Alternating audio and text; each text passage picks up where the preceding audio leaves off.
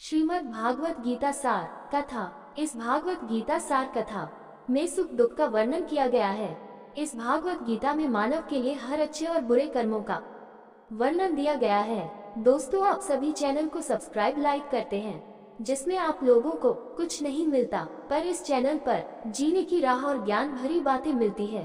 तो आपसे निवेदन है कि हमारे चैनल को आप सब सपोर्ट करें और हौसला दें कि हम आप लोगों के लिए अच्छा ज्ञान, अच्छी बातें और अच्छे राह पर चलने के लिए अच्छा ज्ञान आप सबके लिए पहुंचाता रहूं।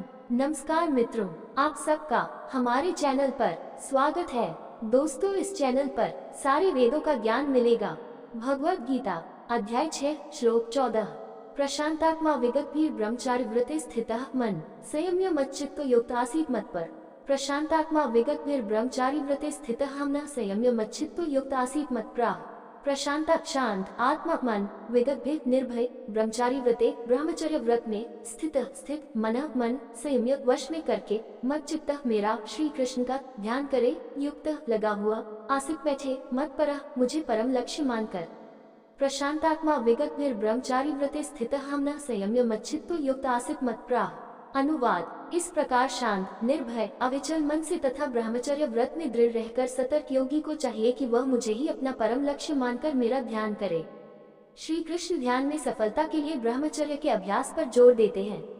यौन इच्छा पशु जगत में प्रजनन की प्रक्रिया को सुगम बनाती है और पशु मुख्य रूप से इसी उद्देश्य से इसमें लिप्त होते हैं। अधिकांश प्रजातियों में एक विशेष संभोग काल होता है। पशु यौन क्रियाकलापों में स्वेच्छा से लिप्त नहीं होते। चूंकि मनुष्यों के पास अधिक बुद्धि है और उन्हें अपनी इच्छानुसार लिप्त होने की स्वतंत्रता है, इसलिए प्रजनन की गतिविधि अनैतिक आनंद के साधन में बदल जाती है। हालांकि वैदिक शास्त्र ब्रह्मचर्य का पालन करने पर बहुत जोर देते हैं। महर्षि पतंजलि कहते हैं, ब्रह्मचर्य प्रतिष्ठा वीर्य लाभ योग सूत्र 2.38 ब्रह्मचर्य का पालन करने से ऊर्जा में बहुत वृद्धि होती है। आयुर्वेद, भारतीय चिकित्सा विज्ञान अपने असाधारण स्वास्थ्य लाभों के लिए ब्रह्मचर्य का अभ्यास की प्रशंसा करता है। धन्वंतरि के शिष्यों में से एक ने आयुर्वेद, प्राचीन भारतीय चिकित्सा विज्ञान का पूरा कोर्स पूरा करने के बाद अपने गुरु के पास जाकर पूछा, हे ऋषिव, अब कृपया मुझे स्वास्थ्य का रहस्य बताएं। धन्वंतरि ने उत्तर दिया, ये वीर्य ऊर्जा वास्तव में आत्मा है। स्वास्थ्य का रहस्य इस महत्वपूर्ण शक्ति के संरक्षण में निहित है।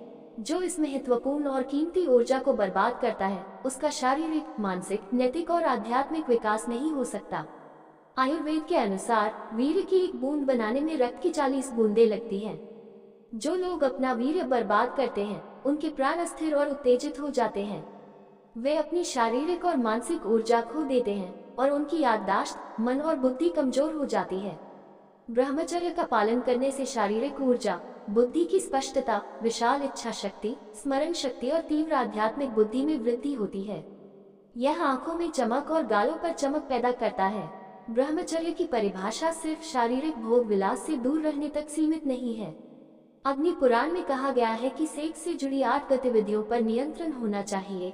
1 इसके बारे में सोचना, 2 इसके बारे में बात करना, 3 इसके बारे में मजाक करना, 4 इसकी कल्पना करना, 5 इसकी इच्छा करना, 6 किसी को इसमें दिलचस्पी दिलाने के लिए उसे लुभाना, 7 किसी को इसमें दिलचस्पी लेने के लिए लुभाना, 8 इसमें शामिल होना। ब्रह्मचारी माने जाने के लिए इन सभी से दूर रहना जरूरी है। इस प्रकार ब्रह्मचर्य के लिए न केवल संभोग से दूर रहना जरूरी है, बल्कि हस्तमैथुन, समलैंगिक कृत्यों और अन्य सभी यौन गतिविधियों से भी दूर रहना जरूरी है।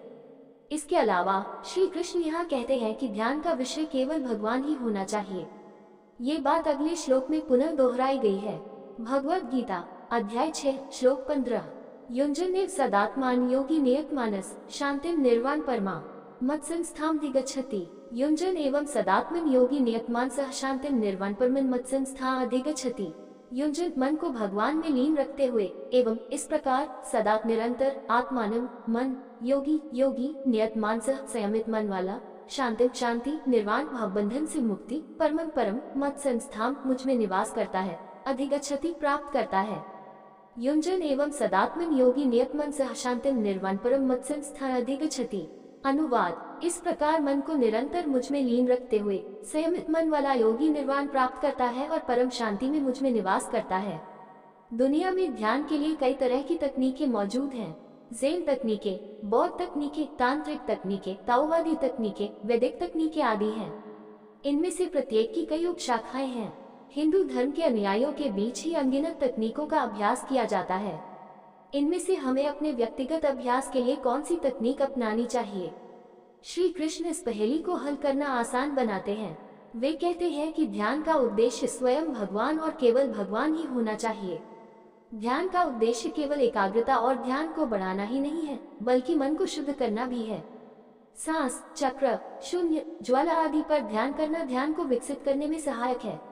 हालांकि मन की शुद्धि तभी संभव है जब हम इसे एक सर्वशुद्ध वस्तु पर केंद्रित करें, जो स्वयं भगवान है।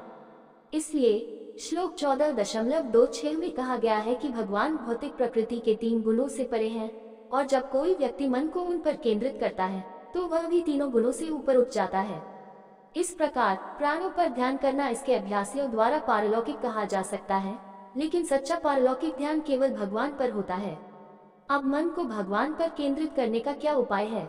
हम भगवान के सभी दिव्य गुणों, नाम, रूप, गुण, लीला, धाम, संगी को ध्यान का विषय बना सकते हैं। वे सभी भगवान से भिन्न नहीं हैं और उनकी सभी शक्तियों से परिपूर्ण हैं। इसलिए भक्त इनमें से किसी का भी ध्यान कर सकते हैं और भगवान के ध्यान का सच्चा लाभ प्राप्त कर सकते हैं। भारत में विभिन्न भक्ति परंपराओं में भगवान के नाम को ध्यान का आधार बनाया गया है। इसलिए रामायण में कहा गया है, ब्रह्मा राम तेन नामु 12 दायक 12 दानी वी10। आत्माओं के लिए इसकी उपयोगिता के संदर्भ में ईश्वर का नाम स्वयं ईश्वर से भी बड़ा है। नाम लेना ईश्वर को याद करने का एक बहुत ही सुविधाजनक तरीका है, क्योंकि इसे कहीं भी और हर जगह लिया जा सकता है, चलते समय, बात करते समय, बैठते समय, खाते समय आदि। हालांकि अधिकांश साधकों के लिए नाम अपने आप में मन को मोहित करने के लिए पर्याप्त आकर्षक नहीं है। अनंत जन्मों के संस्कारों के कारण मन स्वाभाविक रूप से रूपों की ओर आकर्षित होता है। भगवान के रूप को आधार बनाकर ध्यान करना स्वाभाविक और आसान हो जाता है। इसे रूप ध्यान कहते हैं। एक बार जब मन भगवान के स्वरूप पर केंद्रित हो जाता है, तब हम भगवान के गुणों, उनकी करुणा, उनकी सुंदरता, उनके ज्ञान, उनके प्रेम, उनकी दया, उनकी कृपा आदि का चिंतन करके इसे और बढ़ा सकते हैं। फिर हम मन में भगवान की सेवा करके ध्यान में आगे बढ़ सकते हैं। हम कल्पना कर सकते हैं कि हम उन्हें भोजन अर्पित कर रहे हैं, उनकी पूजा कर रहे हैं, उनके लिए गा रहे हैं, उनकी मालिश कर रहे हैं, उन्हें पंखा झल रहे हैं, उन्हें नहला रहे हैं, उनके लिए खाना बना रहे हैं आदि। इसे मानसी सेवा, मन में भगवान की सेवा कहते हैं। इस तरह हम भगवान के नाम, रूप, गुण, लीला आदि का ध्यान कर सकते हैं। ये सभी इस श्लोक में अर्जुन को दिए गए श्री कृष्ण के निर्देश को पूरा करने के शक्तिशाली साधन बन जाते हैं कि मन को भगवान में लीन रखें। श्लोक के अंत में श्री कृष्ण ध्यान के परम लाभ बताते हैं, जो कि माया से मुक्ति और ईश्वर प्राप्ति का शाश्वत आनंद है। दोस्तों, आपसे निवेदन है कि हमारे चैनल को आप लोग सपोर्ट करें। ये वीडियो अच्छा लगा हो तो लाइक, शेयर, सब्सक्राइब जरूर करें। धन्यवाद।